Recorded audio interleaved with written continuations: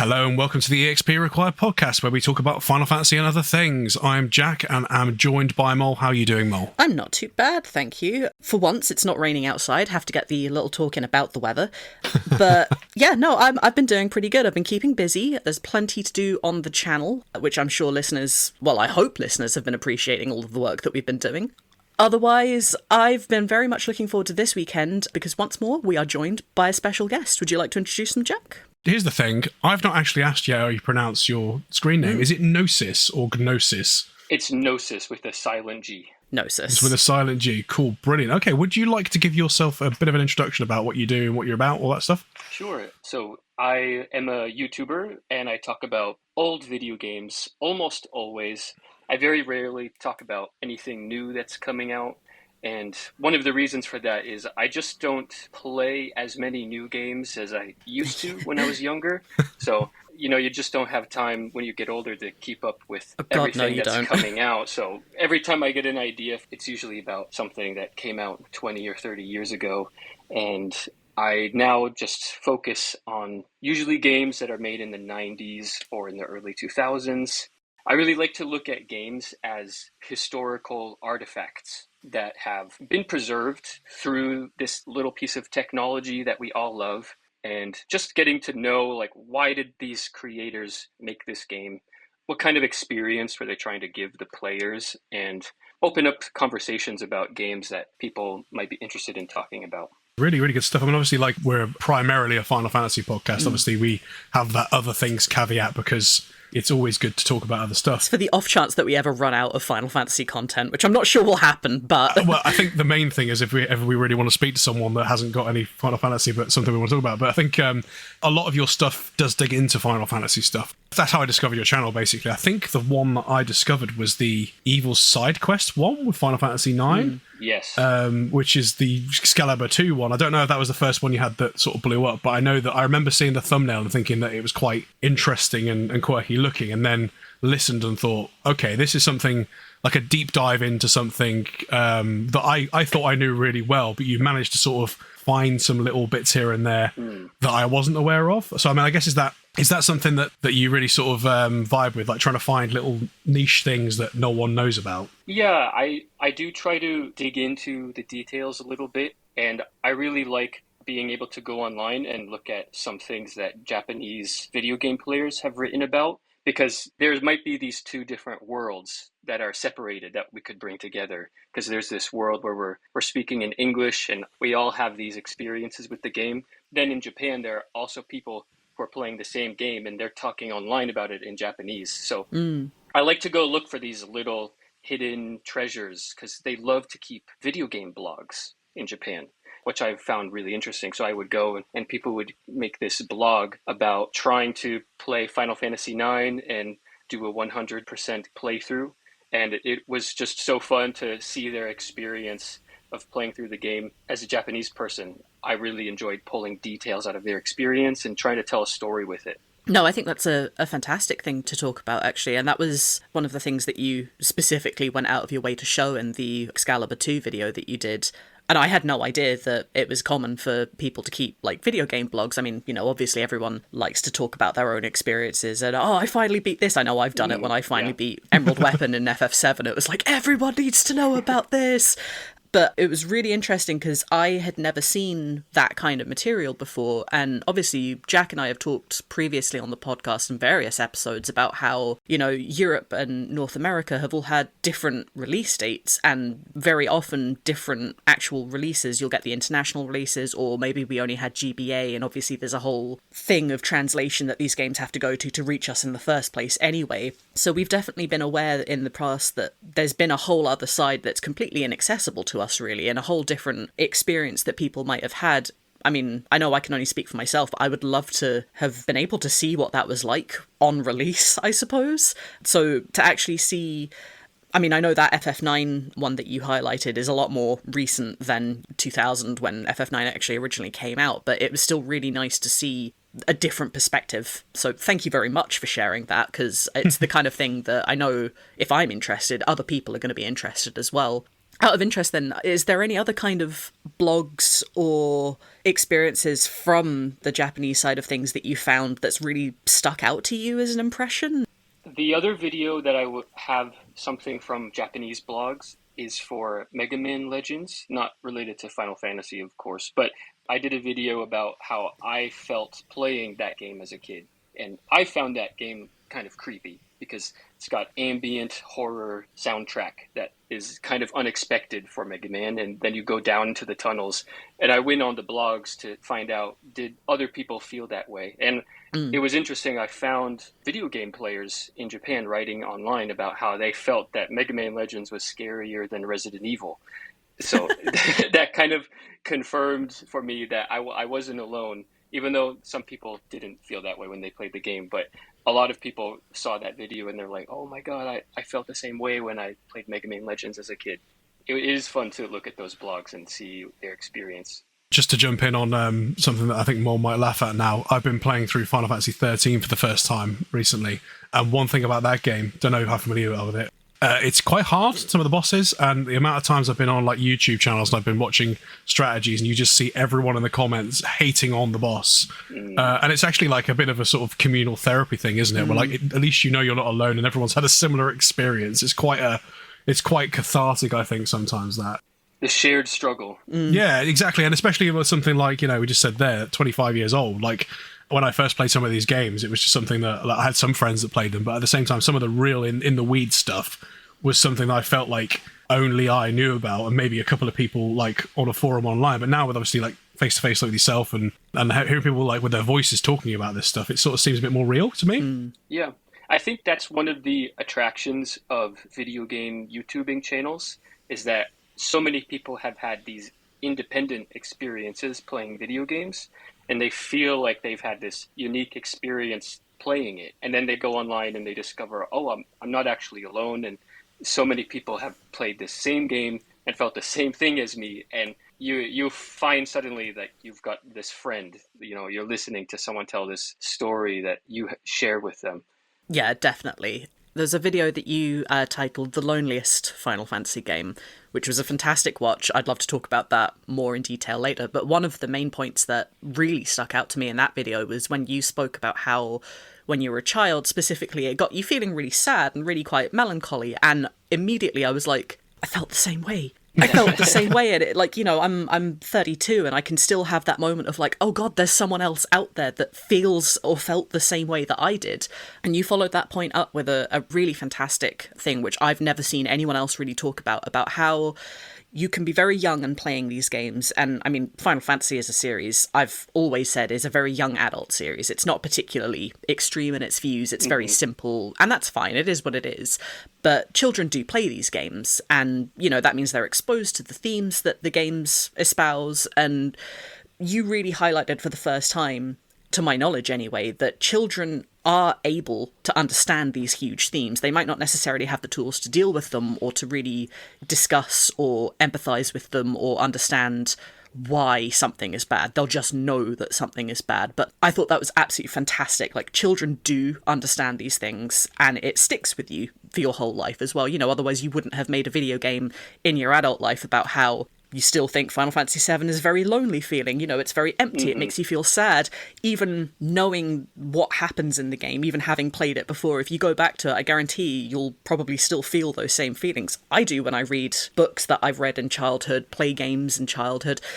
I just thought that was a really, really fantastic thing to highlight, that, yeah, a lot of us have come to this series as adults, but a lot of us came to it as children as well. And it's that great connecting feeling that's kept us all wanting to talk about it and wanting to discuss it. So yeah, fantastic. My question then is, when you were in your childhood, was there anything else that really grabbed you as much as Final Fantasy? Any other games or series or anything?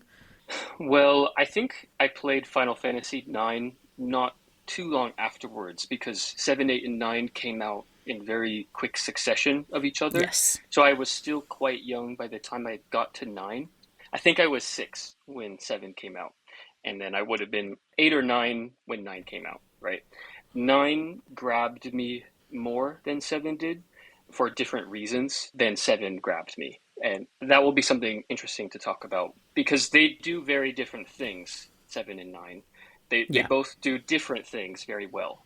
I think when people compare them, you get into this either or conversation that you don't necessarily have to pick A or B, right? Because they're both doing different things extremely well. That's my feeling. So I did really respond to FF9 in a different way because I felt when I was playing 9, I was with those characters as friends. In a way that I didn't quite sink into the group of FF7.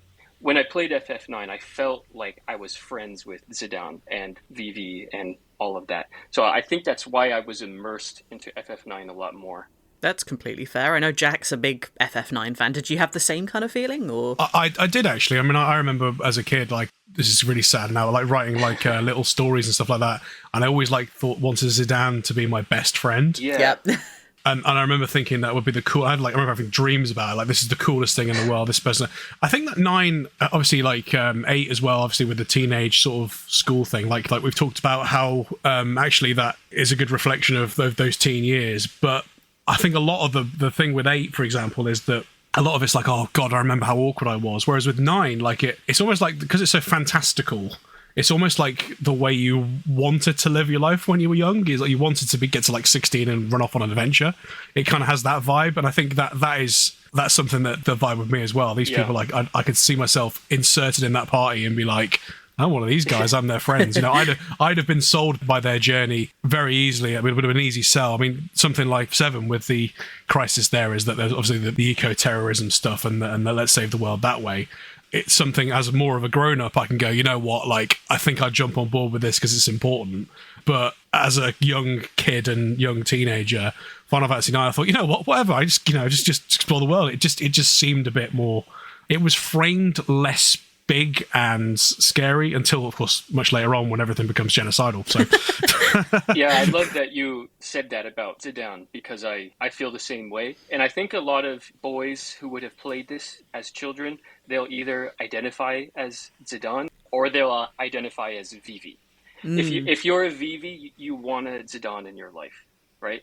And if you're a Zidane, you might have a little Vivi that you take care of and look out for. Yeah, no, that's cool, yeah. I can really see that, yeah. Yeah, that's I never really thought of it like that, but I think you're right. Yeah, that's cool. It's interesting that you say, or you haven't mentioned that anyone ever identifies with Steiner. Maybe when you're an adult.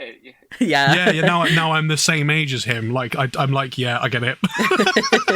Yeah, I think Steiner's motivations, they're not as transparent to you as a kid, because he's dealing with ideas about duty. And as a kid, you don't think about that quite as much, I think. No. He's got this duty to do the things that he does, and you're like, oh, come on, Steiner, just loosen up a little bit. Live a little. But then you get older and you're like, those systems that are around you have more influence over your behavior. So I think Steiner is caught up in this adult world that you think about more when you get older. And Vivi and Zidane their worlds are more transparent to the younger players. Yeah, I think as well, I mean, this is something I probably have thought of before, but maybe not quite this clearly before. But I think that probably is testament to sort of 9's, how should we put it? Longevity? Yeah, but I mean, like for example, the point I'm making there is that with Steiner, like, he's kind of like here's the youngsters around me character, but he doesn't really win them over, they win him over. So essentially he comes around to their way of thinking. They sort of bring the youth out of him, you know? Which I think is quite cool, you know, whereas obviously like some of the other games, we talked about 7 there, where like with those games, obviously like Cloud and the party rub off on each other and they learn from each other.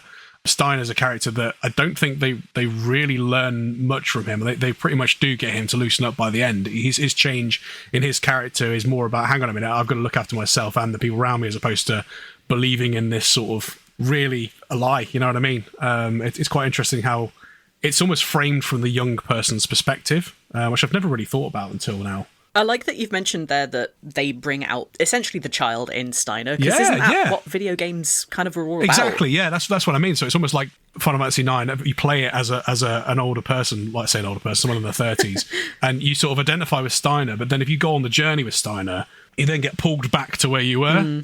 So that's probably one of the reasons why it's so good. Wow, look what you've done, it's brilliant. I think that for Steiner, he's following this script that's been given to him from the castle, that he has this duty, and he's following the script, obeying the duty. And you just made me think of an interesting parallel between Steiner and Kuja, actually. Oh, right. Because Kuja is also a character who's given this script, and he has these orders, this duty to obey, but he abandons the script, right? Steiner doesn't quite do that. He abandons the authority that's ordering him to behave the way that he's doing, but he holds on to the worldview that matters, which is protecting Garnet. So he really believes that this is the right thing to do. It's not the fact that he's been ordered to do it, which I think is the sense you get at the beginning. He's doing this because he's been ordered to do it. But later he abandons that script, but he still believed in that original thing, which kind of makes him a respectable person by the end. Yeah, I think as well, he also, on that front, I mean, there's the really good scene where both Steiner and Dagger at the time go off together, and she wants to go back to Alexandria. And he obviously goes along with her as a protector, and there's an element of Princess, do what I say. But actually, at that point, he starts listening to her way of doing things, like he turns around and calls her Miss Dagger and stuff like that. And I think that jumps on both points there of the fact that he's been influenced by the younger characters to chill out. Like you say, he's still got his mission, but he's realizing that not everyone above him in the hierarchy is sort of like believing what they're saying. You know what I mean? Which I think is great. You know, certainly for someone that gets a bit older and understands the world works and how politics work and how people try and rip you off. You go, hang on a minute. I've played a bit of Final Fantasy IX in the last few years, and I've noticed that sort of character dynamic that I didn't even notice when I was 10. You know? So he starts out as a naive character, and he loses his naivete. Yeah. I really like that you actually, like, you were obviously thinking about that as we were speaking, which brings me really well into our next question, actually. When you're coming up with ideas for videos, how does that process actually work for you? Because I know for me, I have to usually sit down and really, all right, what am I going to think about? What am I going to talk about? Like, is this something that you have to do, or do ideas just kind of come to you as you're playing or in the street, or? Just randomly, I will get some inspiration. It will usually start out as this little seed. And then I will write it down and think about it. I don't try to force it too much. And usually as I go out and do my other things, that seed will start to grow a little bit. I started to get the idea for my FF9 video when I was watching a playthrough on YouTube. There was somebody playing through the Moguri mod, the one that makes FF9 look really beautiful. So I was watching them play through it, because I can't play it on my MacBook, unfortunately. Oh, no. Yeah. And so it had been many years since I had played through it, actually. So I was thinking about it kind of in a fresh way, and I was getting a lot of ideas like that. That's quite similar to me, like a random ideas ball out of the blue. Obviously, I do quite a lot of the ideas for the list features we do, the 7-part things. I'll be playing one of the games, and I'll be like, oh, okay, that's cool. And I'll notice something. I think, does that exist in other games? And then I'll write down 7, and then once I've got 7, I've got the idea. I guess that's quite good to know, because I am always worried about running out of ideas. And it's nice to know that like they will come out of nowhere. Well, when I made my first video that got popular, which was the Loneliest Final Fantasy, I think when you make your first video that really takes off on YouTube, there's this little fear that you're like, my next video is going to be a dud. Nobody's going to watch it. You're like, And actually that happened to me. Nobody watched the one after that one. After it got like 200,000 views, and I was like, I made it. I'm a YouTuber now. And then I uploaded my next video, and like nobody watched it. So I was still learning how to like write scripts and get people to click on my videos by that point, but getting easier.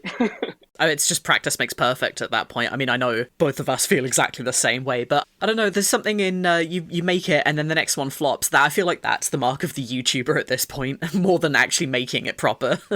Yeah, I think so. I mean, it's interesting. Like, I think the question I've got off of that a little bit. I mean, I remember, I say when that video came out, I remember being recommended that video, the Loneliest Final Fantasy one, and I remember the thumbnail really sort of sticking out to me because, and this is something we'll probably get onto in a second around your whole experience on YouTube total, but something that I've sort of like picked up having sort of done YouTube since 2019 and maybe a little bit before that, is that people always talk about, you know, they'll put the face in the thumbnail and here's a standard approach you need to take to get everyone to click on your videos. Where when I saw that one, you've literally just got a picture of Cloud, I think on the Midgar area, with some white text.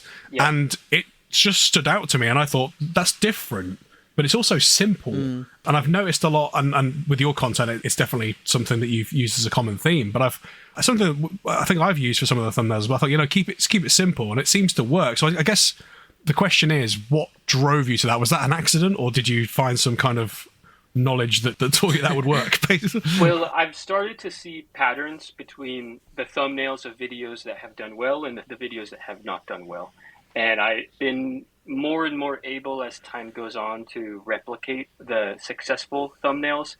When you're starting YouTube, you'll probably watch a lot of tutorials about successful YouTubers, and they'll say the title and thumbnail are super, super important. And then you think you make a good one and it doesn't work.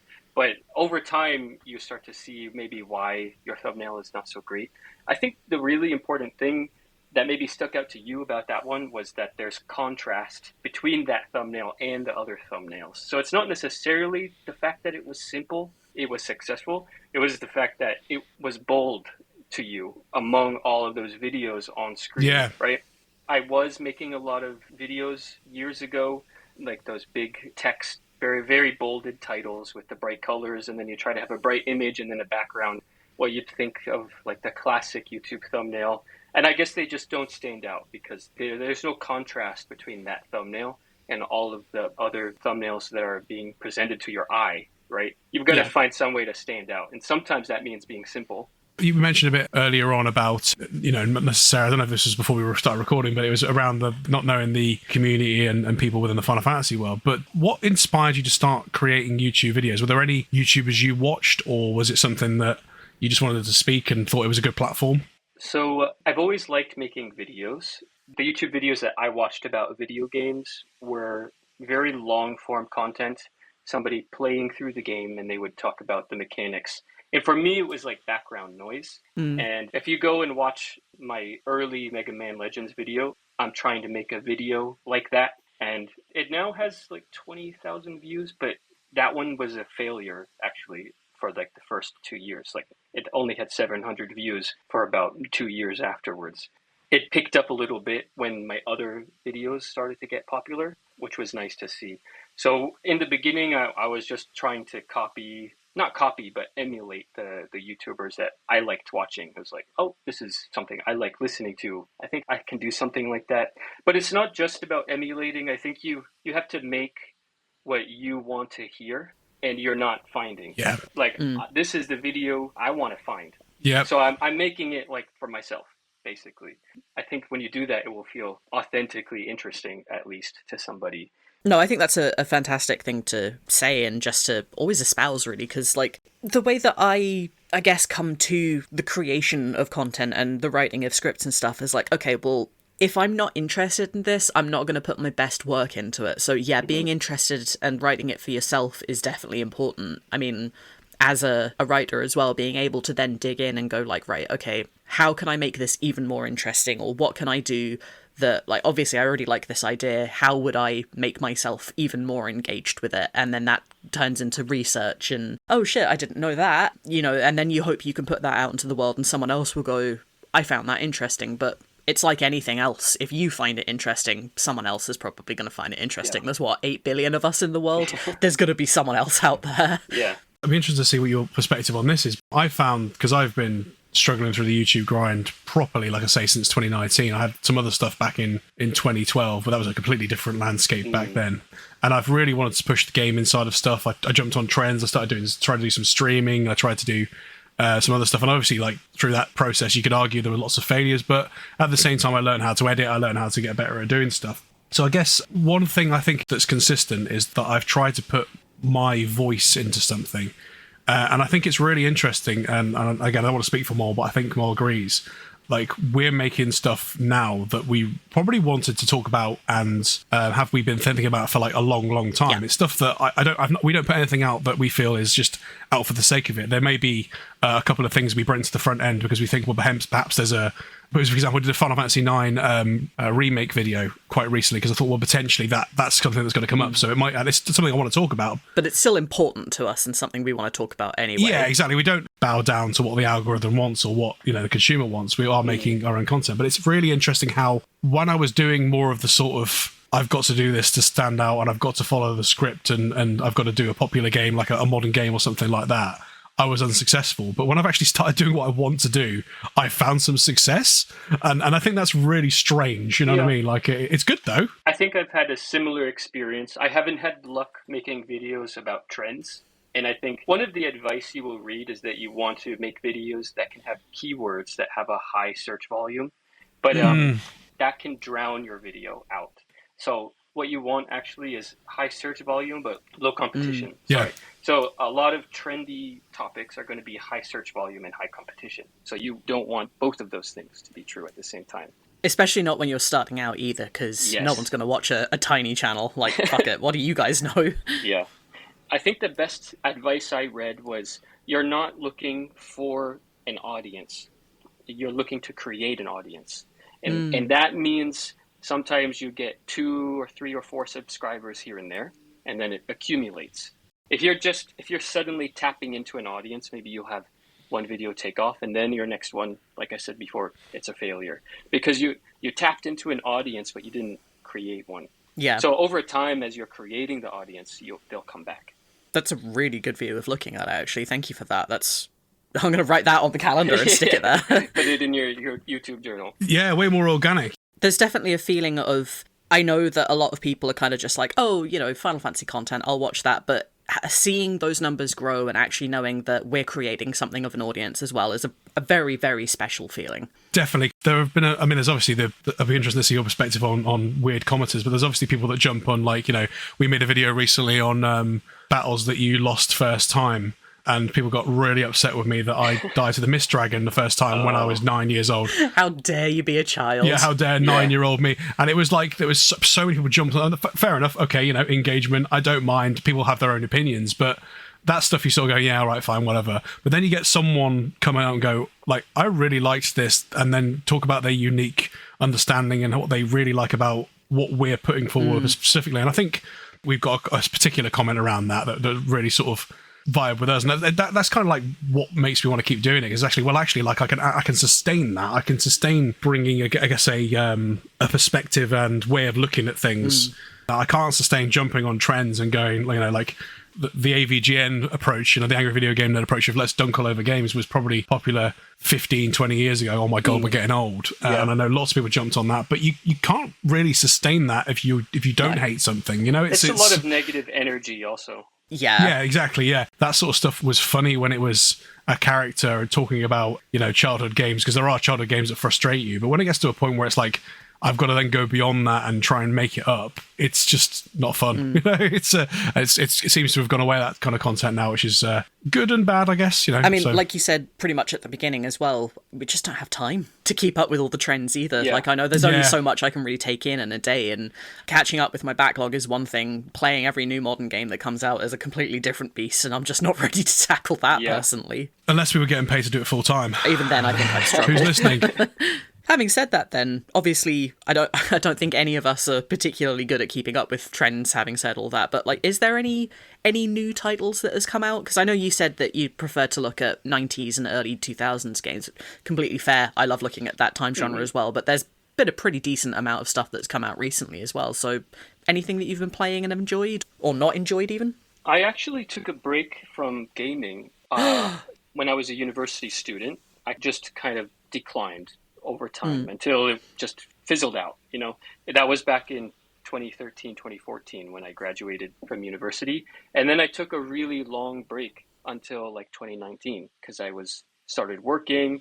I moved to a new city and I didn't even have like a modern console anymore. So the thing that got me back into gaming was Dragon Quest XI, which I saw. I thought it looked so good. It looked like the kind of JRPG that I wanted to exist in this modern day and age. So I bought the PS4 just for Dragon Quest XI, and that got me back into the world of modern gaming. And here I am now making YouTube videos about video games again. Yeah, but it's not often that I'm playing something new. I do have Metaphor ReFantazio right now. I've heard good things about that. Yeah. Because I'm also a student again, so I don't have too much time to play. I can imagine, no. What are you studying, if you don't mind my asking? I'm doing a master's in education, so I'm a teacher. Ooh. I love to Cool. teach reading and writing, and I'm actually interested in video games as a tool that teach reading and writing. Because I think many of us that grew up in the 90s probably learned to read with video games or for video Yeah. games. Yeah, I know. I was definitely one of those children, especially with Final Fantasy VII, mostly because I remember seeing all of the bleeped out swear words and not understanding why that was a thing. So Oh, it's like, I thought he was actually saying like exclamation point! I think I thought that in the point. beginning as well, yeah. Yeah, there was definitely words that I picked up on in Final Fantasy, like Mosey's probably one of them. Let's Yeah. Mosey. I can't remember that many, but there's probably a few that I've seen in the game that I learned from there, which is it's cool that because I think you mentioned your age there. I was born in 91, so I think we're around the same age. It's interesting how like when I was of the age when I was playing these games that they seemed like quite niche. I mean, obviously, gaming was quite popular. Everyone like had a PlayStation when I was a kid, and it wasn't something that was like completely niche. But playing some of these bigger RPGs and story-based games certainly was.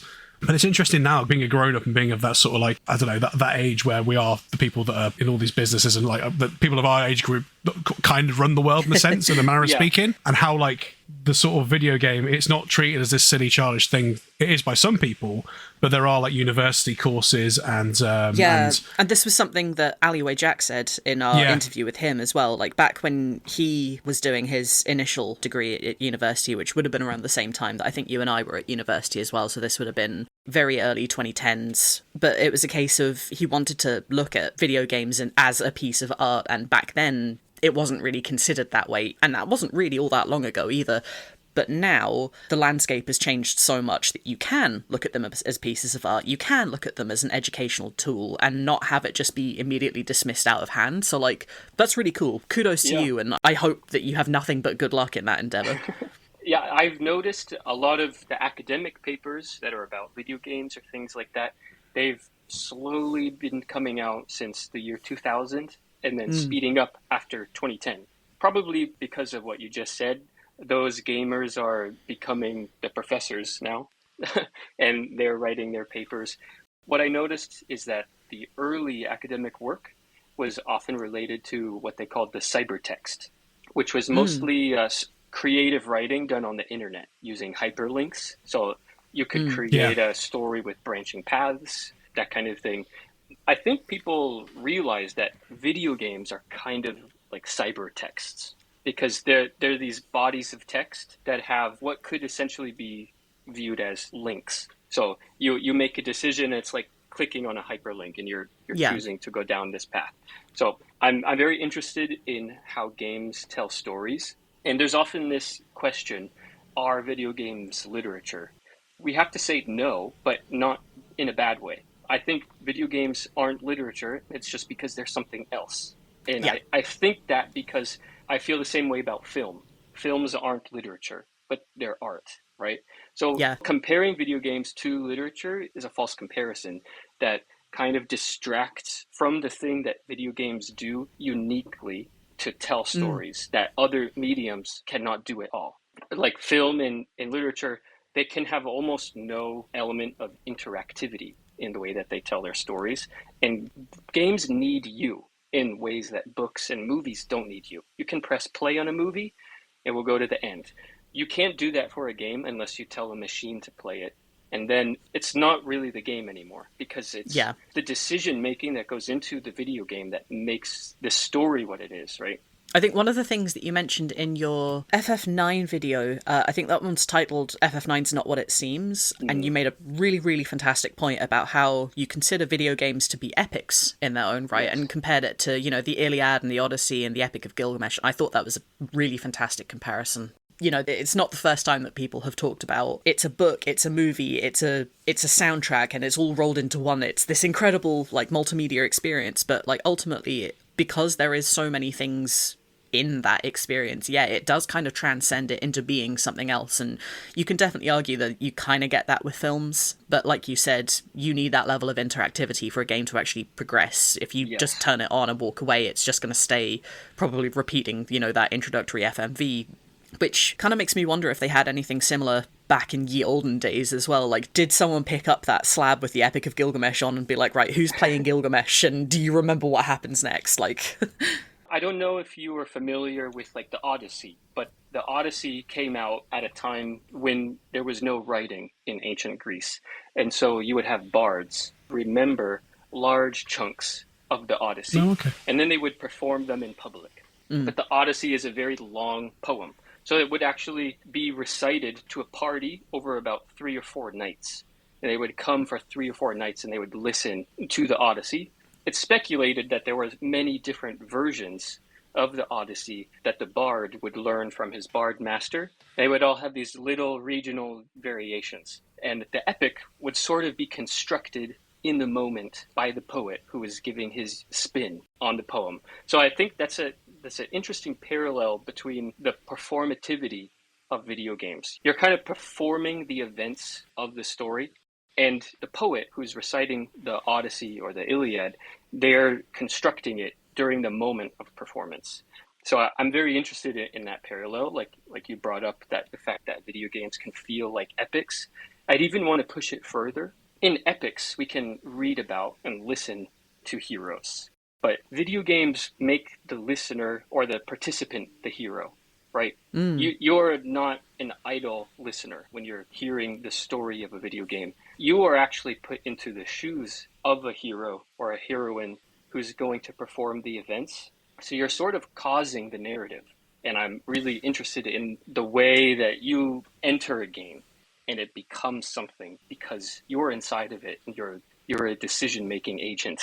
Yeah, that makes me think of something that I watched or read many, many years ago. I could not remember the source for the life of me, I'm afraid, but it was along the lines of like, you can tell that a game is a different sort of medium because of the language that you actually use to refer about it. It's never, oh, Cloud biffed it. It's I died. It's always I in the form of that person. So that's a fantastic point to bring up. And again, not something that I really see a lot of people talking about. Yeah, no, it's funny enough, we were talking about scripts, so I'll write quite a few of the list feature scripts and Mol will go away and make my words make sense.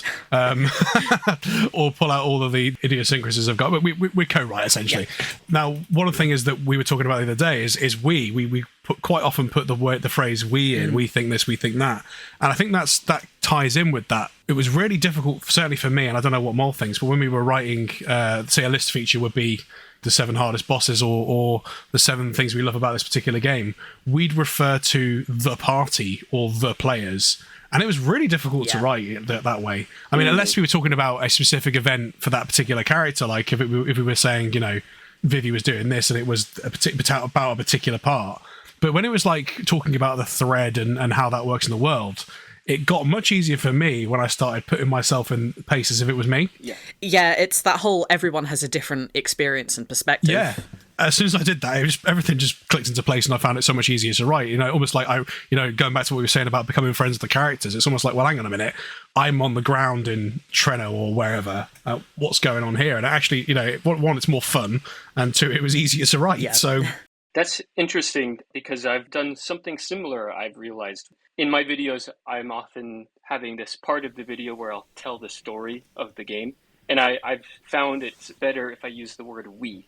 Like we go to the shop and then we head out and we get into this battle. And it just feels unnatural for there to be no us in the game. Because we really are the game. We need to be in there. And having said that as well, like, I don't disagree at all. I think the we pronoun is very important to use in that situation because you are pretty much always speaking about a multiple of people within the party as well. But it's still very complicatedly singular as well, because if the whole party dies, it's still I died. But if just Cloud dies, I died. If Zidane survives but Garnet dies in a battle, I still died. You know, it would be really interesting to take a look at where the individuality versus like the completeness of a video game ends, and where you as the player stop being a player and start being the party, and vice versa. I think you've just given me an idea. I've had an interesting idea recently that I was thinking of writing a paper about, which is video games are representations of consciousness. And what I mean by that is you have your senses, like your visual sense, you're seeing what's happening, and you have this illusion of control and manipulating what you see. But the game cannot give you this complete experience of omniscience. Just because a consciousness cannot even conceive of omniscience You cannot have that. So video games sort of represent consciousness to you, the experience of a story through consciousness, the experience of an experience, but it's always a limited omniscience. You're a character, you can see what's happening in the houses around you. You can like talk to people and you get their inner monologues. But sometimes there's a moment where you see your limitations of experience. Like you can't see what's around that house or something. Or you can't see that there's this treasure box behind the tree, even though you should see that, right? So the human mind cannot conceive of totality. And that limitation is represented back to us in video games that cannot give you this total omniscience of what's happening. There's still very much a case of you can imbibe the entire story and know what's coming, and then there's still that limitation of you can't do anything about that when you're replaying the game. It's still going to play out exactly the same way. That's interesting. If you ever get around to writing that, please send it over. I'd love to read it. Yeah. I guess that's why I don't like roguelikes, because obviously you just said the way you just said there, like if you play a game again, obviously you can't affect the narrative necessarily, but you can, like, a treasure chest you might not have seen behind a tree, you'll know it's there because you played it last time. I guess the reason I don't like roguelike games is because that isn't the case, because everything's in a different place and it really annoys me. So they're trying to get around that. Yeah, and I suppose it goes to prove that, you know, I don't like that because it frustrates my brain, but it is an artistic, probably narrative type thing of actually, like, probably someone thought at some point, like, okay, hang on a minute, let's get to the point where if they play this again, we're going to be in the same spirit, but we're not going to allow people to remember, because you can't do that in real life. You can't, like, you know, reset once you've, well, as far as we know, like you don't, like, reset and go back to the beginning in life like the same way you do in video games. So God, if I could scum save in real life, I'd be abusing that feature. You don't even know. Okay, so we'll take a little bit of a break and be back in a little bit. See you in a minute. Okay, welcome back to the podcast. So I think Mol had a question. Yes, very briefly before we move on to talking about FF9, I was wondering what kind of stuff that you'd like to make in the future, if there's anything. Right now I'm focusing on making videos about older games that people might not have been exposed to very much. I'm working on a video right now about a game that's never been translated into English. So I'm hoping people will be excited to learn about it, as opposed to nobody clicking on it because nobody's ever heard of it. So I have to see which one it is after I publish it. Because you've got an audience, so I'm sure people will tune in for you and hear your perspective on it as well, I think. Well, that's been a recent thing that I've noticed happening, is that when the video's uploaded, there are some people who trickle in who seem to have been hanging around the channel for a while. That's nice to see happening. You're starting to get your little super fans here and there. I mean, if it makes you feel any better, there's a couple of channels that I follow that occasionally will talk about things that I have, like, no prior interest in, but because I know that I like the way that they deliver information, I'll click on it. So, you know, here's hoping. Yeah, it's actually key to games marketing as well, and not the corporate side of it. Obviously, in a way, the corporate side of it, but, like, being exposed to some of that stuff, not directly in the industry, but knowing people that are heavily involved with it. I know people that are big fans of one game that's relatively obscure, and if you type their screen name into YouTube, or you type the game into YouTube, they come up because it's such a thing, you know. Like, that's cool in a way, because one, it brings some of this stuff back, and actually it may influence, if you get a big enough following and a big enough, you know, talking about the game enough, then the company might go, let's remaster that, or let's bring out a sequel. It can happen. This is just you trying to get another FF8 remaster. Always trying to get another FF8 remaster. A 4K Balam Garden. It's what we want. My last video that I made was about a game called Ihatovo Monogatari. It came out in 1993. And the composer of that game actually shared it on his Twitter, which I was really surprised about. I saw your community posts about that. That must That's have been cool. the coolest feeling ever. Yeah. I didn't know that guy had composed the Harvest Moon series, and he did sound design for Dragon Quest, so I was really blown away by him watching that. Yeah, I can only imagine. I'm mutually friends with someone who, I don't know if she still does an awful lot of Final Fantasy Tactics fan art, but I know a few years back she was doing it often enough and uploading it enough that Matsuno actually followed her on Twitter, which was just like, that's the coolest thing in the world. Yeah, you feel suddenly like, oh, they're real people. They've noticed there. me. Yeah, not just fake little names on the Wikipedia page. It's weird how the games industry, I think it's pretty unique in that respect, because I've met loads of people in more in the games media side of the industry, should we say, and to be fair, they are journalistic and tend to be people, for want of a better term. but they are more open to chat with people because they're, like us, we want to chat about things we're passionate about, as opposed to necessarily, game designers, which may not be. I'm not saying they're not, but the games industry, it seems like it's quite difficult to break into those circles, but once you do, everyone's best friends. Yeah. Obviously, it's not always the way. There are always people you fall out with and don't like, and there are always dickheads in these worlds. But I think, like, from the other stuff that we've sort of, we touched upon it before with, like having a really feeling a unique experience for something 25 years ago, and now being exposed to it now. I just think loads of people are open to that. You know what I mean? That's the sort of the gateway drug to this kind of world. And I think I spoke to, on my channel, I think a couple of years ago now, I spoke to Grant Kirkhope, who did the music to Banjo-Kazooie and Kingdoms of Amalur That Never Gets a Look In, and loads of other stuff he did, bits of GoldenEye, and he's a massive composer. And I just messaged him saying, hey, would you come and chat to me? And he went, yeah, sure. And he's one of the big proponents of that, communicating with fan bases and stuff like that. From what I understand from him and maybe other people like him, is that they weren't these people weren't considered rock stars, quote unquote, the same way that, say, people that are in, massive television shows or movies and stuff like that are. They only were to people like us that were reading these magazines or watching videos or whatever, you know what I mean? Like it would have been like a sort of big name for someone. I think it comes down to, again, it's only very recently that games as a media has been taken seriously, for want of a better word. If you had like a million or millions of people playing Metal Gear Solid, for example, which is a big game from the era, of those million people, then how many of them know that David Hayter is the lead voice actor for Snake?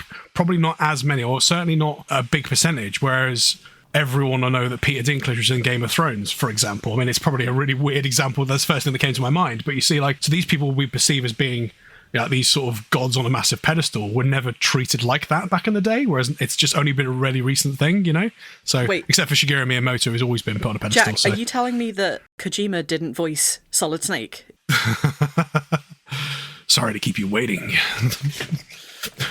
Sorry, I just did a Snake impression.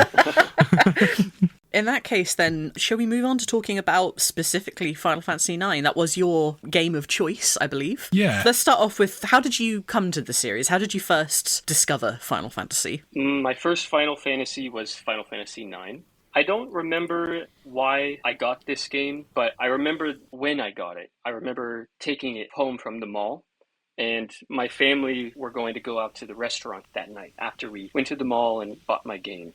And I was not very happy about that because I just wanted to get home as soon as possible. Play my game, yeah. And put this game in the PS1. So I have this memory of sitting in the restaurant as a little boy reading the instruction manual for Final Fantasy VII while waiting for the food to come to the table. Yeah, just looking, I remember seeing, it must have been the first time I saw all those characters too. Now when I remember it, it just feels like I'm already so intimate with who they are. I know I've mentioned before as well, and I don't know if this is the case for you, but I always find looking at the backs of video game boxes very, very nostalgic. I couldn't afford a lot of video games when I was a young kid, so going in and just looking at the boxes and being like, wow, who are these characters, and some of the poses that you see them in, I'd completely forgotten that instruction manuals were a thing. I think my FF7 one, I had coloured gel pens, and I was really annoyed that it was in black and white, so I coloured them all in. I used to take the strategy guide for FF7 to school for silent reading time. I did that a couple times too. 30 minutes, and the teacher would be like, everyone take out your book for silent reading time, and I was reading the strategy guide, and just go to Sector 5, get the potion from behind the shop. And that was the thing that, but I was reading, I was really into it, Yeah, you're the first person I've heard to actually say that, but I did that as well with the 8 guide. You'd sit there and you would basically you're playing the game in your head, in a sense, looking through all the screenshots of the way things go, and actually going, I'm stuck on this bit, I'm going to play it at school somehow. That's amazing. I forgot all about that. I mentioned earlier that I'm doing my master's for education, and I'm interested in video games as reading material. So they call that in the academic literature the beyond the game reading. So there's the game reading, but it's not just that.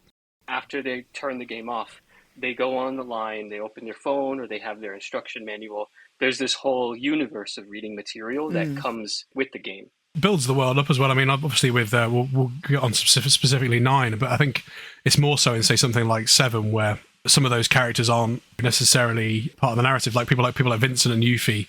I can't remember. I know Vincent's in the manual. I don't know if Yuffie is, But Vincent, you don't have to get in the game, but he's in the manual. So it's something like, that creates the intrigue there for you to get this character. I think it probably is done in 9 with Kuja, Best Boy Kuja, who appears at the end of the first disc.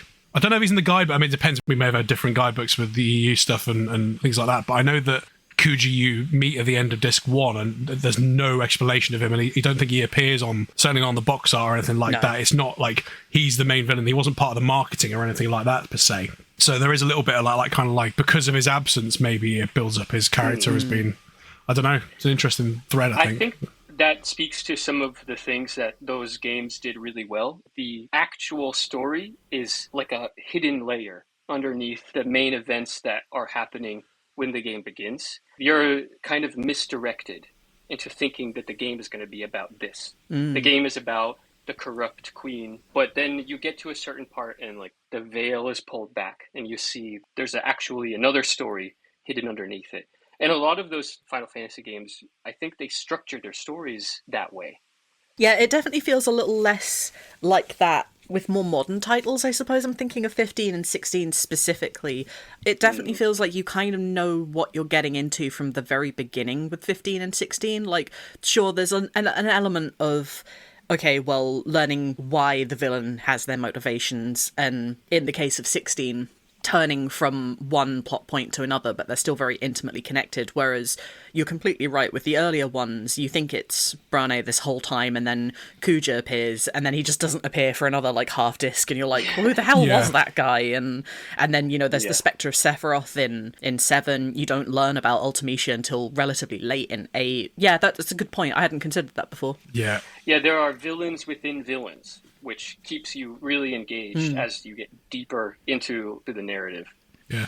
So I take it, we talk about, our first podcast episode was the golden era of Final Fantasy. And I think we made the discussion that the 7, 8, and 9 were that golden era. So I guess it's a common thing that's said, but do you agree with that? And I take it you'd agree, or you'd say that 9's probably the best proponent of that? Or am I putting words in your mouth? I can understand why this would be defined the golden era, and I think that makes a lot of sense. You could make arguments that like 6 and 10 are transition titles to different kinds of video games. But 7, 8, and 9, there's something that feels like a core there that they share with each other, probably because they're all on the PS1. But I think that's where most people entered the series. And for most people, that's what Final Fantasy is in their hearts, 7, 8, and 9. That's probably why a lot of other Final Fantasy titles have had trouble, mostly because people have had Final Fantasy in their hearts. And when they play 12 or 13 or 15 or 16, it's not what's in their heart. Yeah, I know we saw it very, very recently with 16's release, but my god, the month or two on social media, if this is a Final Fantasy, and we still see that. I mean, we had a comment on one of our videos very recently, like, FF16 isn't a real FF. Like, well, it's in the title, for one. I don't think that will ever go away, quite honestly, and from what I understand, it was like that back in the day as well. Unfortunately, I was too young to be on the internet at that time and didn't have access, so I couldn't tell you if that was the case back then. But I mean, if there's one thing that we know Final Fantasy fans can do, it's argue about the most pointless things continually for 20 years onwards, so... Well, I think that's one of the things that happens a lot on my Final Fantasy YouTube videos that have made the views drive up so much, is that people love to argue about something in the comments. I had to stop reading the comments because the FF8 video has so many comments, and they will just expand into more and more conversations. And that's great for my video, but the Final Fantasy YouTube community as viewers, they have really strong feelings. Yes. Yeah, it's interesting. I mean, I tend to find a way to mention the Star Wars every episode somehow, but I can't remember the article source, but like obviously there's I think Star Wars is different. It's similar, but there was like an article from like when Empire Strikes Back came out in like 1980, and there was someone saying, this has ruined Star Wars, it's not as good as the first movie. And it's just quite funny how everyone looks back on Empire Strikes Back as being the best one now. And that's not how you pronounce A New Hope. Oh wow, very good. Wasn't called A New Hope at the time, though, was it? No, just Star Wars. Anyway, that's it. See, we're doing it now. But no, it's I mean, I guess then the question would be, what is it? Obviously, you mentioned it having an importance to you, Final Fantasy IX, you vibe with the characters, but what is it about 9 that made you sort of choose it as the one you wanted to really dig into? I feel like from 7 and 8 to 9, there's a evolution of writing quality, and I don't want to say that 7 and 8 are not written well, but I feel like in 9, the way that it's written is more immersive because the way that people talk to each other, I feel like they're having real conversations and they're developing in ways that felt more natural to me. So, and it's not a knock on the older games, but older games, they tend to move along at more of a brisk pace. They keep things going. They don't really sink into conversations as much as games get newer. And that could almost be a criticism because in modern games, I think they sink into the conversation too much sometimes. You get weighed down in games trying to become movies and just be long cutscenes. Yeah. But I feel like in 9, there's this really happy medium between being a really briskly told story and then sinking into the story moments and letting the characters really kind of play off of each other and have these really deep, long, personal, quirky, even conversations. So I just really felt like I was with them when they went somewhere where they're hanging out. I can remember in FF9, there's a part where they go to Iko's house and they're like cooking dinner. And I just felt like I was part of the party with the Moogles cooking, and you're waiting for the food, and Zidane and Vivi are hanging out outside. And I just felt like I was there. I think a big part of that for me, I think, is probably the ATE system of you. It's the first time in the series where you can, maybe it's not exactly the first time, but essentially it's the first time where it happens quite a lot where Zidane you're mainly playing as, and then you can click on the optional ATEs and you can see what everyone else is doing when you're not there.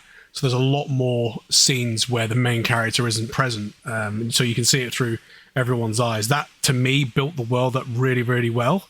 It could have been so easy for them to not include that as well, but you're right. It's a really nice inclusion because it does open the world up. You know, it enriches it so much more. And I don't think it's something that would really work in other titles. I think because 9 is so much slower, but I don't use that in a negative way. It's just a lot more chilled out and comfy, I think, is probably the best way to describe it. That you need those moments of getting away from that and looking at something else and then bringing you back into the action. It's a really good narrative way of doing that anyway. I think you're right that it needed that. And it succeeds because in FF9, I don't feel like any one character necessarily dominates the story more than the other ones. In the way that Cloud kind of dominates FF7. You could make an argument that the main character of FF9 is like Vivi or Garnet. And you could make a convincing case for that in a way that you couldn't say like FF7 is about Tifa or Barrett. No, I think that's really interesting. I suppose I have thought of that, but not from that angle before. One thing on your point as well, because I do agree with you that it is a more immersive, and certainly more immersive. You have to dig less, which again you could say could be a criticism. Obviously, in Final Fantasy VIII that we're big fans of, you've got to do a lot of digging to be exposed to some of the nuances of that story. But I mean, I think you actually mentioned that. I think it was your video with the some of the side quests, all secrets and stuff in FF8, where it's like, wow, okay, and some of the intrigue in 8 is really, really dug down, and you got to really find it. Whereas with 9, like what they called the brothers that was discovered years later, where there's like a little tiny side quest of the Gennaro brothers and stuff like that.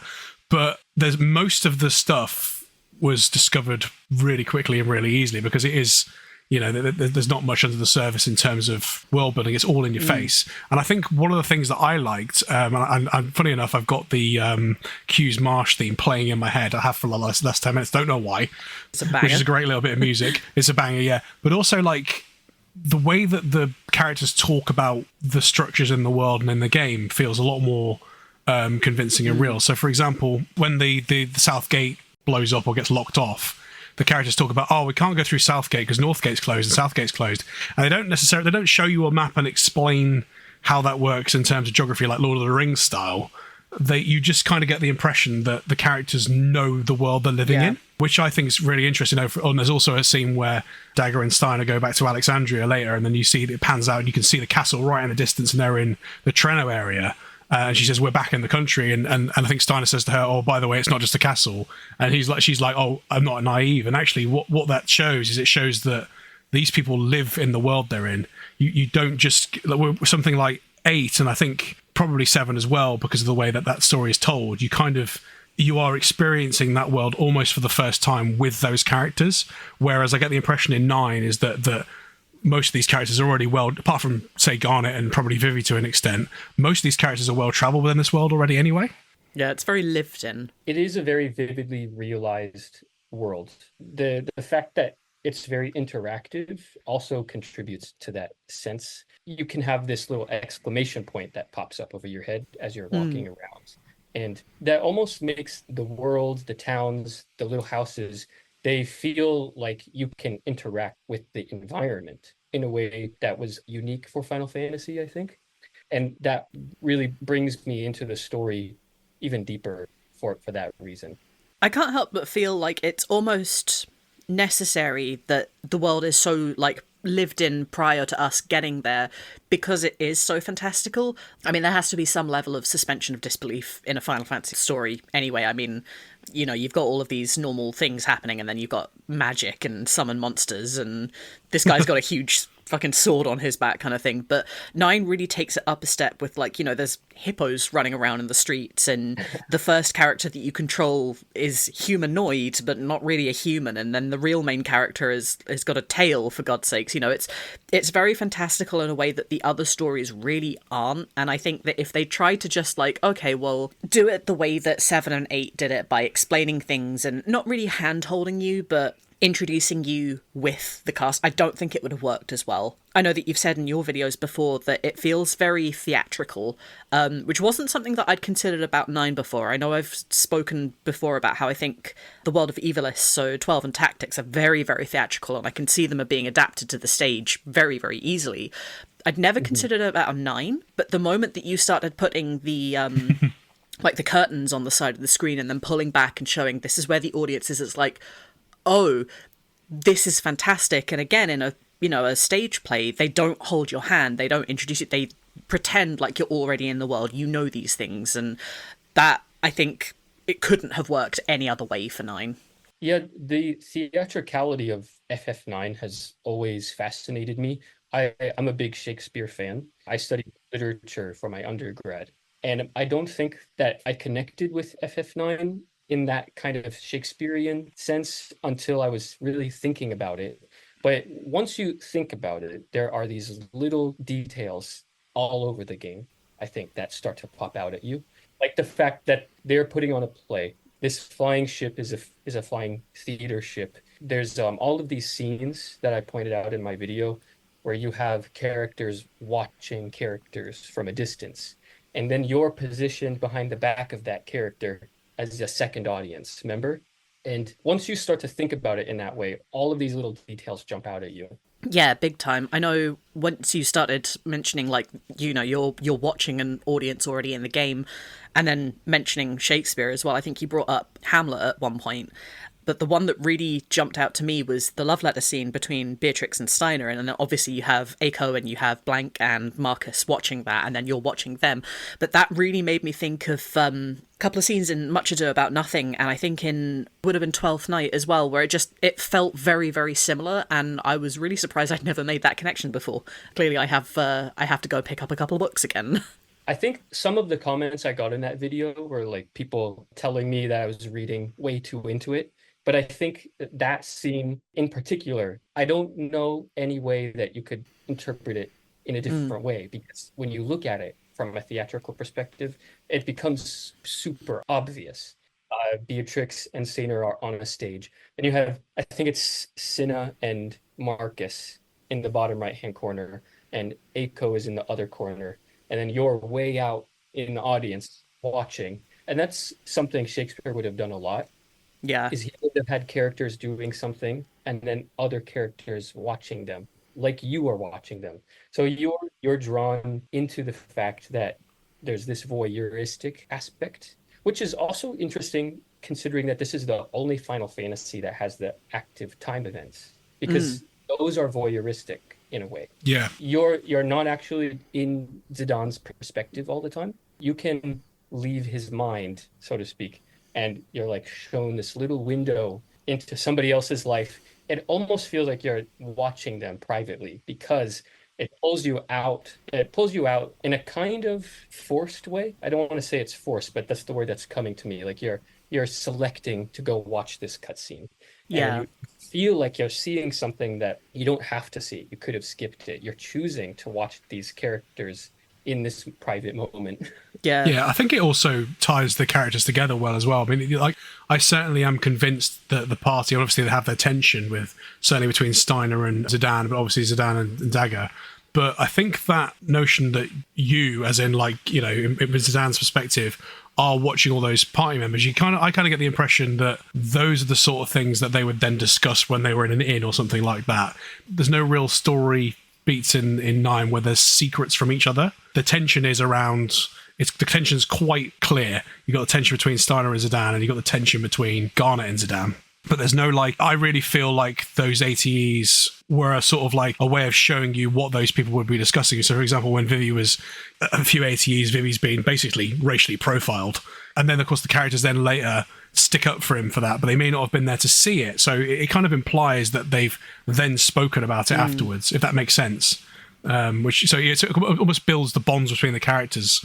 I think that's an interesting point because I don't always get the feeling if I play FF7 that the other characters are talking, like getting to know each other off screen when story events are not happening.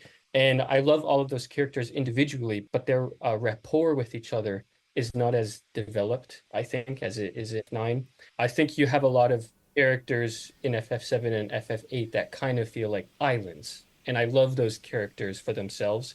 But the way that the characters have relationships with each other in FF9, that speaks to what I was saying before about I felt like there was this leap in the quality of writing. They were really connected to each other, but also to the story. Some of them, like Freya and Amaranth, they feel a little bit more on the periphery, but still, as a whole, the characters as an ensemble, they really gel with each other. Yeah. So I think a good time to ask this question is who's your favorite character? If I was a kid, I probably would have said Zidane because I looked up to him. But over time, I guess it's become Vivi because I've realized I'm a Vivi, maybe. If I wasn't going to pick those two, I think Garnet is maybe one of the most vividly realized female characters in the whole series. It really stands out for me as a female character in all of the games. She's almost the main character, and you see her in a lot of inner moments where she's kind of thinking thoughts to herself a lot. This is also something that's kind of Shakespearean. The characters have these moments that are like asides where they're thinking. They'll step to the side, and one moment that stands out is when they're in Dali, and Garnet is kind of talking to herself about how to talk, and that kind of reflexivity is very Shakespearean, I think. So I think Garnet is one of the most realized characters in the series. I think I'm similar actually on that front. Vivi I've just always liked, but I would have said Zidane was my favorite as a kid, but actually I think Garnet or Dagger is now probably my favorite in the game because I think her journey, it just feels to me it feels the most coming of age, because obviously we talked about, Mol said there that these stories are primarily young adult stories, and I think they're right there. So I would say that actually in a way Garnet is the kind of the character who grows the most in the story in that sense. And almost makes sense as being the main character, you know? Yeah, I think FF9 does a great job of showing the way that the characters respond to what's happening in the story. They're actually changed by it as people. Yes. I think a lot of people have this misconception about character development. They think that character development is the show starts, story starts, and you don't know this character. And then over time, they reveal something to you. And then this character is developed, right? But actually, character development is like characters have experiences that change them in the story. Yep. So they're different people than when they started. And some people might begin to play a game and say, I hate this character. He's so boring. But then it's not about who he is in that moment, right? It's like where he ends up. So a lot of games they feel like they've got these great characters, but they don't actually have character development. They're not responding to the story like a human would respond. And in FF9, everybody is changed by things that happen to them. I could not agree more with you, honestly. And I think for me, it's also like if you put the Garnet at the beginning of FF9 and the Garnet from the end of FF9 next to each other, you can see functionally they are the same character. They're going to respond to things in a very, very similar way, but they do not have really anything in common with each other anymore, which isn't to say that like she's become a different character. She's just matured and evolved. I know the scene that always really stands out for me is like probably my favorite scene in all of FF9. At the end of Disc 2, just after the battle with the Aoife tree, when Bronne washes up on the beach, and it's Vivi's little monologue, I suppose, just about how he wanted to be angry, but Garnet was crying, and that made him want to cry. And like Garnet's not even the active participant in that scene specifically. You're drawn back and you're watching it, but like it's such a powerful scene, and it then informs so much of what her character becomes for the rest of the game, that like it's such a beautiful scene, and genuinely I'd say one of the strongest across the Final Fantasy franchise in general, just because of how raw and how real it is. But yeah, no, you're completely right. When you were mentioning about how, you know, one character goes through stuff, all I could think of was, and sorry to bring this back to FF7 very briefly, but Zack Fair, especially in Crisis Core, because I know so many people who really did not like Zack at the beginning of the game, who were in like floods of tears by the end of it, because, you know, he's the same character. He's still very cheerful. He has the same diction. He's changed his beliefs only slightly, but the act of watching him grow and deal with different things on his journey has like just evoked such a massive change in them that, yeah, when you get, I don't want to call out names, Final Fantasy 16, when you get characters that don't really feel like they change throughout the course of the story, and I am thinking of Clive from Final Fantasy 16 here, he opens up a little bit, but like opening up, you're right, isn't a character development. It's not a character arc. He still thinks of the world kind of the same way at the end of the game that he did at the beginning. There isn't an awful lot of change that goes on there. Meanwhile, you have Zidane. You know, you don't even really learn his motivations for being the way he is until he opens up to Garnet in the Black Mage Village, I believe, when he's talking about the blue light and the young man story. And then he goes through his crisis of faith on the Invincible, and it takes all of his friends to draw him back. Like, that's really strong. I know in the past I don't want to say derided. I don't think FF9 is the strongest in terms of characters, and I do have to say that because of the extra characters in the cast. You've already mentioned Amarant, Freya, Quina. They're not as integral to the story, and I think that really, really lets 9 down. And I don't like saying that, but it is what it is. Freya was done dirty. Freya was done massively dirty, yeah. He's set up to succeed, I think, but it doesn't go anywhere. Yeah, no, exactly. We've talked. We make quite a lot of jokes on the channel that we don't like Amarant, and I know that. And we're going to mention him again. There's a streamer slash speedrunner slash Final Fantasy community member, Mutsky, who does lots of Final Fantasy IX speedrunning, and I know that he did like a tier list of characters, and he added an extra tier in, which was doesn't need to be in the game, which is Amarant, and I think that Amarant sort of. I think I get what they were going for. They were getting for the kind of like macho brute force kind of, you know, Jason Momoa type, you know, guy that is influenced by the smaller, less traditionally macho, more, I guess you could say, optimistic guy. And I think that part of it's done okay. I just don't think that it works that well. I think he's introduced too late into the story for it to mean anything. And there's no real, I mean, the only real part that I think there's a little bit of like background as to why he has beef with Zidane that's in an ATE, and there's also the little bit where he goes off on his own on Ispen's castle, but that just makes him seem really immature. It doesn't really work the way I think they were trying to get it to, you know? I've always felt like the second half of FF9 is not as strong as the first half. And I'll agree with that, yeah. That they ran out of development time or something like that. I'm not quite sure. But you can sort of feel it that in the last disc, the game kind of goes into overdrive mode to get to this push to finish. Yeah. And there comes a point where all of the great things we've talked about, they just kind of stop happening by the end. They just like, oh, we're out of time. Like, this is already 4 discs. Quick, wrap it up. We need to get to the ending. So I wish that they could have done more. I suspect they wanted to do more with Freya than they ended up doing, but it is what it is. That's ended up that ended up happening, unfortunately, for the late game. It's not the best. I mean, something that we've said before as well. None of these games are perfect. Even our absolute favourites, we can pick holes in, and we could do that until the end of time. So it's not like, this is a one-off thing at all. But yeah, you're right. It's a shame, especially because the end of it could be so much stronger as well. Like, I love Kuja. I think he's a fantastic villain, and I almost wanted to see more of his breakdown and more of a... You don't see him in trance for a particularly long time, and it doesn't feel like the ramifications of that are really fully explored, other than we have to stop this dude quick. Yeah, we talked about how Final Fantasy IX, is, especially early on, is you don't have to dig as much to find out the themes. Yeah. It's all presented there. Whereas towards the end, I know you mentioned Kuja there, Mol, there are a few things like that where you blink and you miss it. So, for example, spoiler alert, right at the end of the game when you're fighting Necron and then the world sort of blows up, Kuja beams you all out with his tech.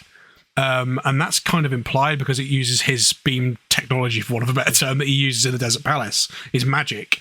If you don't read like one text box where he says, "Oh, I thought that was you, you saved me," you don't know he's rescued him. Like it's such a brief moment, but it's so important to his character. I mean, he doesn't redeem himself for all the horrible things he does, but he at the very least tries to make up for it. And unfortunately, it's not as well put in the narrative, I don't think. Unless you play it 8 million times, like we all do. Yeah. I think it's funny because as I've gotten older, finding out the complete story has been a process, because as a kid, you play it and you get to the late game narrative and you're like, I don't know what's happening anymore. I'm into it, but I don't know what's happening anymore. Yeah. And then when I got older, I'm like, oh, okay, there was this thing with Garland and Terra and the genomes. Now I get it. But maybe even the first few playthroughs as a kid, like way over my head. I remember like reading, I've got like a little game magazine, like a guidebook, because here's something to mention probably, because we're talking about Final Fantasy IX. Famously, the guidebook that came with Final Fantasy IX was terrible. So I don't know what your exposure to that was, but there were loads of like third-party unofficial guides that came with magazines for Final Fantasy IX. I have one, so that a lot of that kind of like, bringing it into school, reading it stuff was around more unofficial stuff, which then led me to the online, game facts kind of stuff. And I remember like reading ahead because I got stuck on certain parts. And I remember like reading about how Zidane was like an angel of death, and like he was this big and I remember thinking, what does that mean? And it took me years to understand, like you say there, what's going on, like he's bringing souls back. I was like, what's going on? I don't understand what it means. It's got the same feeling of like opening a book to the very last page and being like, yeah. But you're absolutely right, and it does take a little bit more sort of, oh right, okay, brain power to sort of to suss out what's going on. But you're right, it's I think it opened up too many different... I mean, its strength, like you say, is that all the characters feel like they could be the main character. But then it's almost like they had too many things to juggle, and they were like, God, how do we resolve this all? And I think one of the things they wrote themselves into a corner with, particularly with Freya, and I suspect some of this is to do with the limitations at the time of the technology, is that they'd made it seem like all the Burmesians had died. Or all of the Clarans had died because they'd nuked it. Obviously, in a more modern game, you could see someone blow up and you could see people escape. Even in Final Fantasy X, there's the attack on home with the Al Bhed, and it blows up, but you see a lot of them escape. So it's like, well, okay, they're not all dead. Whereas with Final Fantasy IX, it's like, it's supposed to be this shocking moment. So they probably thought, oh, hang on a minute, how do we convincingly say that there are still Burmesians left? I don't know, maybe I'm overthinking that, but it probably at some point I can imagine them sitting there thinking, oh, we killed them all. How do we give Freya any development? Oh, that's what it feels like. No, I think you're right with that, especially like I remember because you can come across some of the survivors from Burmecia and Clara like in various locations after the fact, can't you? And I do remember at one point, I think it's the what's that guy's name? Wei? I don't remember. It might be in Lindblom actually. And you talk to him and you're like, oh, I saved you in Burmecia before that thing toppled on you. All I could think was like, holy shit. Anyone survived that? Like, people actually got out. Yeah. Like, I think you're right. They didn't do that justice very well. Like, even now, and I know that people survived it, even now, I'm like, holy shit. They weren't just wiped out. That's insane. Beautiful UNESCO site is gone. Yeah, because they have like they only had space to maybe show one or family, it looks like that one family escaped, as opposed to in a modern game where you'd have... If the same thing happened, say they did a remake of Final Fantasy IX, then you'd go back to Alexandria and you'd see a few Burmesians littered around, and they'd be able to talk about their experience and how there were only a few of them left. And it would build the world that, okay, a lot of them have been wiped out, but there are some left. Whereas only showing one family. I think that's what they were going for, is, okay, there are some survivors, but it almost felt like they're the only survivors, you know? I did have the strategy guide for 9, but I think I spent the least time with that one out of 7, 8, and 9. Play online was a big thing, and it like linked out to the website, and that put a lot of people off, yeah. What's the internet? No one had the internet in 2001. I did think FF9 has some of the best side content that you can do in the games. When you're wandering around, you can find a lot of really exciting things. And well, we have to, of course, talk about the Chocobo Hot and Cold at some point. I think people are divided into two camps, either love it or hate it. I fall into the love it camp. I don't know about you guys. I enjoyed it, but I wasn't very good at it, unfortunately. Chocobo Hot and Cold I love. As soon as you said side content, my brain went to skipping rope and I was having flashbacks. So I think that it has, like, the skipping rope thing is awful, but I love Chocobo Hot and Cold. And I think, especially now, if you play the remastered version, you can speed it up, you can put the booster on, and you can get through a lot of that early stuff quite quickly, which makes it less a sort of time sink. But still as fun. What I liked about Chocobo Hot and Cold is that I didn't play Chocobo Hot and Cold until, I think, maybe like my 3rd or 4th time playing the game. I think I went into the Chocobo Forest and was like, can't be bothered, this looks boring. You can't say that about chocobos. But at the time, like, I was like, okay, what's this? I want to get on with the story, because the story was so engaging. It's like, I don't want to faff around in the forest. What's going on? It's confusing. But I think through Game Facts and I think maybe some of the magazines I had, I realised there was this big world you could explore. And actually, I can't imagine myself, unless I was doing a speed run of the game, which I might do at some point because I'm a glutton for punishment. I can't imagine playing through that game without doing Chocobo Hot and Cold now, because I think that the equipment you get and the extra things, like, I couldn't not have that in the game. I think it's the only way to get some of the abilities and equipment as well. So I love it. Can we all agree, however, that Tetramaster sucks ass? Oh, that is awful, yeah. Some people have like tried to convince me that Tetramaster is actually really good, but even if it was good, it still does not compare to the fact that the last game had Triple Triad in it. It had, like, that is probably the best side game in Final. In my opinion, I think Triple Triad's still the best. I think the thing that really ruined Tetramaster for me was that you can only carry 100 cards, like, total, and that could be 100 of the same fucking card. Like, oh my God. I still don't understand it. There's like a random element to it. Like, you could get the best cards, or you could like keep scrapping one card and then go, oh, I've got to get the better numbers, and then put it in, and it can still get beaten by some random bullshit that you don't understand. If I have to do homework for a video game, I'm out. Too much. Yeah, I'm not much of a card player in video games, so I didn't really get into the card games in FF8 or FF9 very much. I've always skipped that part of the game. I went a bit the other way, because I remember I had the Final Fantasy VIII guidebook as a kid, and I ended up scanning in the Triple Triad cards and making my own Triple Triad cards and playing them at school. So that's like that's like one of those that was like we had a week where it was like, what's this? I was like, yeah, if you flip that over, and it was I remember that vividly. So what was your favourite of the mini games in 9 then? Was it Chocobo Hot and Cold, or was it something else? I love Chocobo Hot and Cold because it turns the whole world map into a sort of dungeon that you have to poke your nose around in. And I always thought it was a shame that in FF7 there are all these little peninsulas and archipelagos, and absolutely no reason to go walk down and see what's down there, right? FF9 solves that problem, and I would spend a lot of time just running around digging on beaches and by mountains, and I just feel like I got to know the world map very intimately. Yeah, I could probably, that's a good point actually, because if you showed me all the maps of all the games, I could probably tell you which game it is. But if you were to show me a map of any of the locations in 9, I'd probably be able to tell you where everything is quite easily because of that.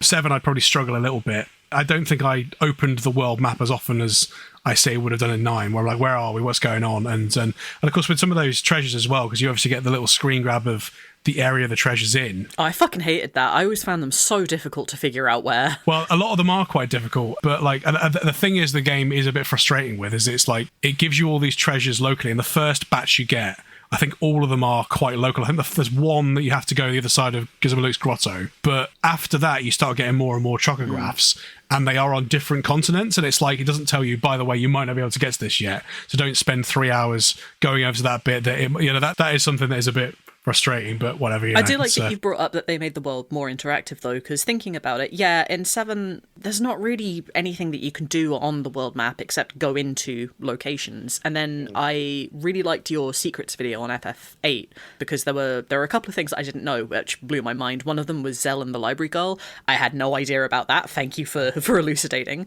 But the other one was, I think it's part of the Shadow and the Mr. Monkey side quest, where you can go to, like, you know, some random ruins and you can click X and it tells you this is just ruins. And that's huge. That's absolutely huge. And then you have, you know, the Central Ruins where you get Odin, and the Orphanage, which is technically also Central Ruins. And it doesn't lead to anything. It's not important in the grand scheme of things, but it does inform you a little bit more about the world.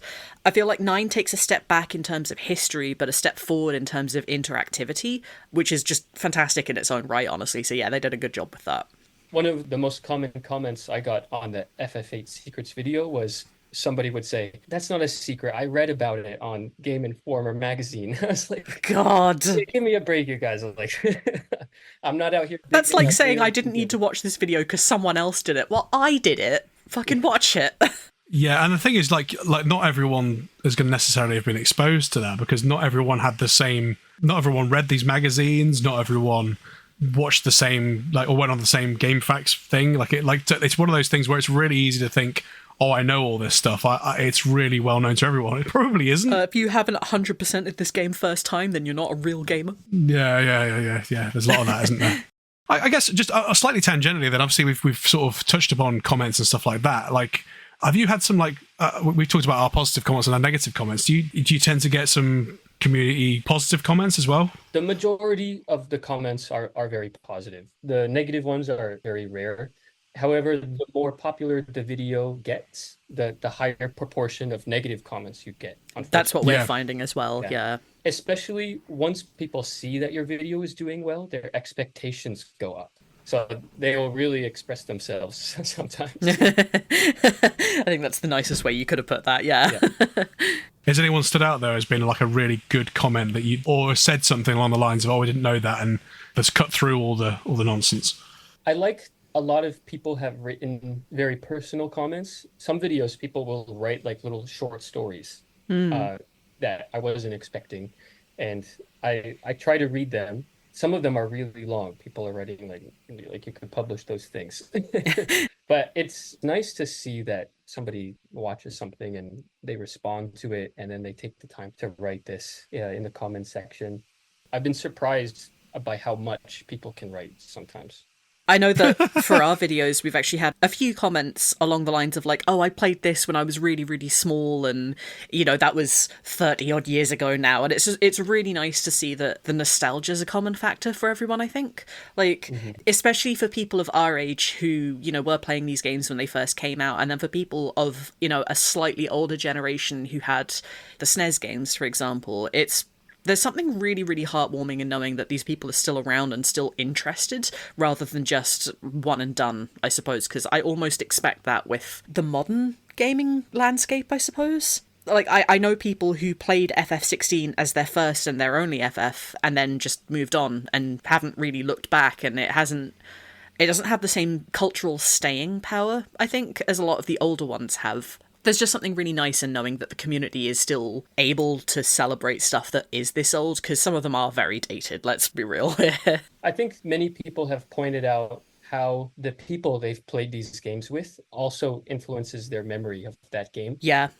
Some of my commenters have said, like, I played this in the 90s with my big brother and he passed away, and now I'm watching this video and I'm remembering spending time with my brother, and those things are really touching to hear. Yeah, big time. Yeah, that's one of the things as well. Sort of like, I don't know whether you necessarily resonate this, but you mentioned yourself around playing less games for a longer period of time in the 2010s, and I was similar to that. I mean, I've got more games than I can count now, and I've always played at least one game. I've never not played games, but I've not kept up with everything. And I think one of the reasons behind that was the lack of community. And one thing in recent years, like, we're going to sort of events and networking with people online and at events as well, that communal experience has sort of come back in a big way, and that's kind of what I chase. It's just one of the reasons why we're doing this. You know, it's to me, it almost like it amplifies the experience that much more. You know, it's all very well and good me sitting here alone on my own in my pants playing a game. But actually, when I was a kid, there was also the little bits you don't necessarily think of. So like, you go into school, you take your magazine into school, or you trade it with your friend, you'd maybe trade something with them, you talk to them about that game, and it would be part of your social life. And I think that's something that disappeared from me. I don't know if that's the same for you, and why you sort of maybe didn't play games as much. Maybe. I guess school and your school friends are your community at that time of your life. I remember, I don't know if you had the Kingdom Hearts 2 strategy guide, but it was this very big, thick book. And you couldn't see the cover of it because it had this wrapper around it. And then after you opened it, you found out if you got Sora in a certain Keyblade form. And okay. everybody wanted like the hardest to get Keyblade form. And then I went to school and I had his like basic starter Keyblade form. And I remember my friend got the Master Keyblade form strategy book, and he was like laughing at me. He was like, the hero of the playground. Yeah, yeah. Keyblade. And I wanted to like, I was going to go buy another strategy guide. That is so 90s, that though, isn't it? Like, I suppose that was 2000s, but like, it's one of those things where like Star Wars Episode 1 was a big one when I was a kid. Obviously, it was a big one for everyone as a kid, I'd imagine. But it was something in the UK that was particularly interesting because we didn't get that movie until like months later. So we were experiencing all this, everything like hit us at once. So we had like all these collectibles. And I remember like kids trading all the stickers and having like only one kid had the Darth Maul sticker. And there was two types of Darth Maul. There's like the Darth Maul sticker of him face on, and there was another one where he was doing like a kick, which was like a really rare version of the sticker, and only one person had it, and it was like, wow, that's so cool. And I think that's the sort of stuff that's what I mean, like that communal sort of, the little bit that goes on around it, you know, and the stuff there, people talking about their siblings and bringing those stories to life, I think is, you know, transcends the games. Yeah, so I've been rubbish at introducing this in the past, but essentially, if you've listened to us, anyone, this is like a little quiz. Who said what? So we've taken 5 quotes from the game of choice, which in this case is Final Fantasy IX. And what we're going to do is we're going to try and get our guests to guess what they are. We're not necessarily going to do that in the voice of the person. We might ham the voice up, maybe to throw the person off, or maybe just because we want to have a bit of fun with it, which is kind of what we're trying to do. So there's going to be 5 of these, and basically I think it's just silly. The points don't amount to anything. The points don't amount to anything, but at the same time, if you can tell us where it is in the game, you get an extra point. Half a point, yes. So cool. So the first quote is, "Quit flirting with her." Full stop. Yeah, quit flirt. Well, exclamation point. Quit flirting with her! Exclamation mark. That sounds. It sounds like maybe Blank might have said that to Zidane at some point early in the game. Is that your final answer? That's my final answer. Unfortunately, that one's not right. That one is Garnet. She's speaking to Zidane about Lani in Fossil Rue. That was a trick question, I think. I can see Blank saying it, however, so you know what? I'm going to give you a half point on that one alone. Mol wrote these, so maybe he did say that actually, but yeah, okay. Second question. I'm like a beautiful young heroine in turmoil, don't you think? This one must also be a trick question, right? I feel like somebody dressed up as a female character is probably saying that for the show. Like who dressed up as a female? That might relate to something you were saying earlier, potentially. All the world's a stage. Yeah. Is that Eco saying that? That is. Okay. Yeah, lovely dinner conversation. So, number 3. I find this rain quite pleasant. I find this rain quite pleasant. Is that Kuja? It is indeed. Oh, in Bernicia. Yes. First thing he says. Okay, I'm impressed with myself right now. Number 4 then. Even if we lose, it doesn't matter. Our memories will live on inside others. That last part makes me think Garland is saying that about the genomes. Final answer? Yes. Unfortunately, that one is Zidane. It's just before the Necron battle. Oh, okay. It is, but it's interesting how you that it almost feels like that is like Zidane like carrying on what Garland says. It's almost like he's doing what his father wanted in a way. Well, that's weird. Wow, I never thought that before.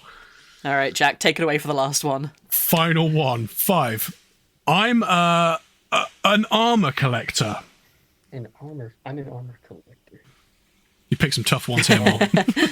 This one doesn't stand out to me. So I'll do it again just to sort of like throw a little bit at the beginning. I'm an armor collector. Yeah, the way you said it made me think of Diner when he's hiding Garnet in his pickle bag. and they're interrogating him when they're trying to get through the gate.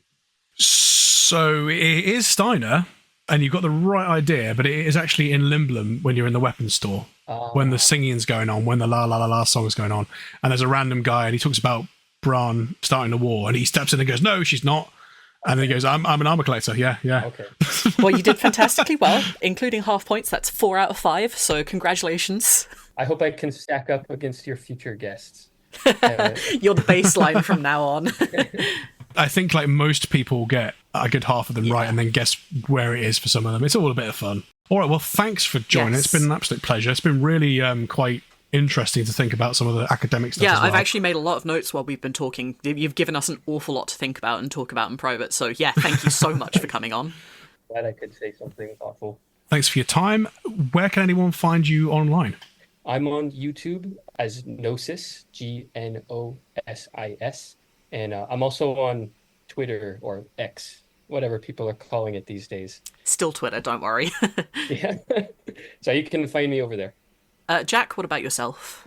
So I'm not really on Twitter now, but I'm on Blue Sky at JackieBoy34, and obviously EXP Required or EXP Podcast, we believe we are on YouTube. We're also EXP Required on Blue Sky as well. Excellent. And as everyone knows already, I am at Adramalek no matter where. I have a social media account, so that is Twitter and Blue Sky.